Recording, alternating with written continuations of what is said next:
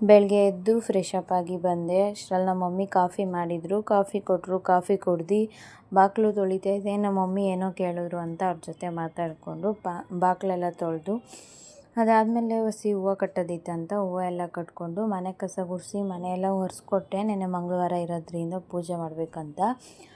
ಮತ್ತು ದೋಸೆ ಮಾಡೋದಿತ್ತಂತ ದೋಸೆ ಎಲ್ಲ ಮಾಡಿ ಅವ್ರಿಗೆಲ್ಲ ನಾಷ್ಟಕ್ಕೆ ಹಾಕ್ಕೊಟ್ಟು ನಾನು ನಾಷ್ಟ ಮಾಡಿ ಫ್ರೆಶ್ ಅಪ್ ಆಗಿ ಬಂದೆ.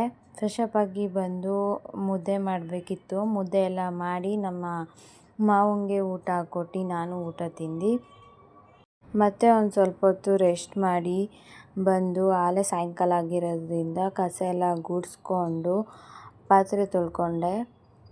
ಮತ್ತು ನೆನ್ನೆ ಮಂಗಳವಾರ ಇರೋದ್ರಿಂದ ಸಾಯಂಕಾಲನೂ ಪೂಜೆ ಮಾಡಿ ನೆನ್ನೆ ಗ್ರಹಣ ಇರೋದ್ರಿಂದ ಗ್ರಹಣದಲ್ಲಿ ಏನೂ ತಿನ್ನಬಾರ್ದು ಅಂತಾರೆ. ಅದಕ್ಕೆ ಏನೂ ತಿಂದಿರಲಿಲ್ಲ. ತುಂಬ ಹೊಟ್ಟೆ ಹಸಿತಾಯಿತ್ತು. ಅದಾದಮೇಲೆ ಒಂದು ಸ್ವಲ್ಪ ಸ್ನ್ಯಾಕ್ಸ್ ತಿಂದು ಒಂದು ಸ್ವಲ್ಪ ಹೊತ್ತು ಕೂತಿದ್ದು ಟೊಮೊಟೊ ಗೊಜ್ಜು ಮಾಡಿಕೊಂಡು ನಾನು ಊಟ ಮಾಡಿದೆ. ಊಟ ಮಾಡಿ ಮಲ್ಕೊಂಡೆ. Thank you for watching. Please subscribe my channel.